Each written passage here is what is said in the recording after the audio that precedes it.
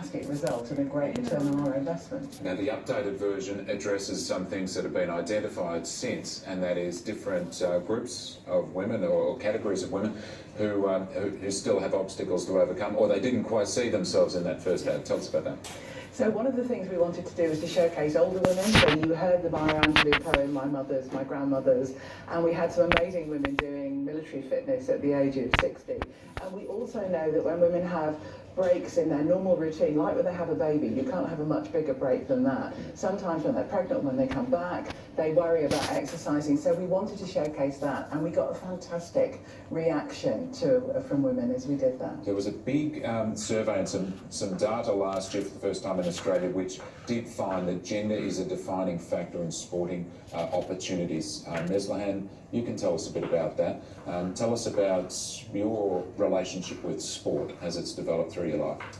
Well, I haven't really been very active throughout my life. It's only the past couple of years I decided to do something about my health, and running was probably the last on my list as the sport to choose. But I've actually fell in love with it. It's been about 10 months since I've started running, and in those 10 months I've just been training every week with various groups such as Achilles Melbourne and Parkrun, and the running has just given me so many opportunities. I believe your parents didn't get you actively involved in sport because they were afraid you might get hurt because of your impaired vision. Now, how do you view that decision by your parents? Obviously it came from a loving place, but might have been an obstacle for you to get more active. Yeah, they were apprehensive of me being involved in sport, especially contact sport.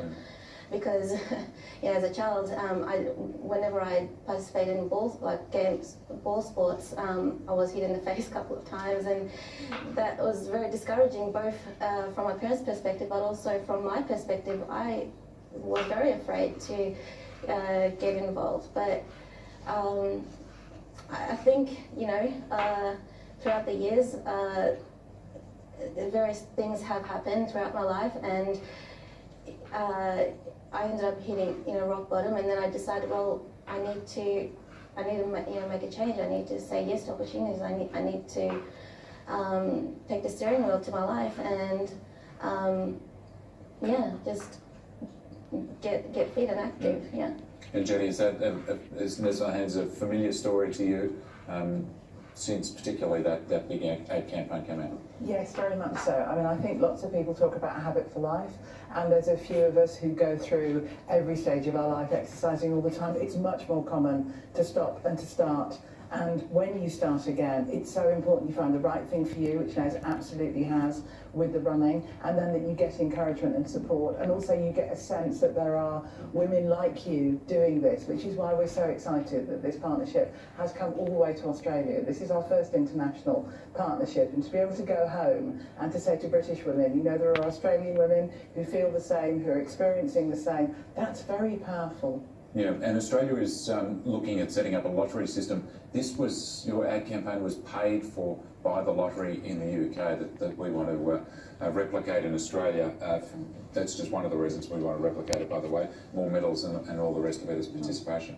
Yeah, so 60% of Sport England's funding comes from the National Lottery, and we couldn't have done this campaign without it, so it's been really valuable and powerful for us. And Neslihan, so many people watch that ad campaign in the UK. This new one in Australia, you ready for your new fame, if you're going to feature prominently there? Well, I hope it does encourage people to go out there and take that first step and be active, because you don't have to be super fit to be involved in sport. I mean, that was the impression I had initially. I thought I had to be a certain level of fit before I did anything. But you just really need to take the first step forward, and I hope people do get encouraged to do that. Thanks for sharing your story this morning, and I'm sure others will be inspired. We'll wait to see Vic Health's campaign. Jenny, thanks. And while you've been travelling to Australia, you've won a World Cup and you've won more gold medals in the pool and all the rest of it. But we don't want to talk too much about the UK success in that area. There you go. That's it from the Sports Couch.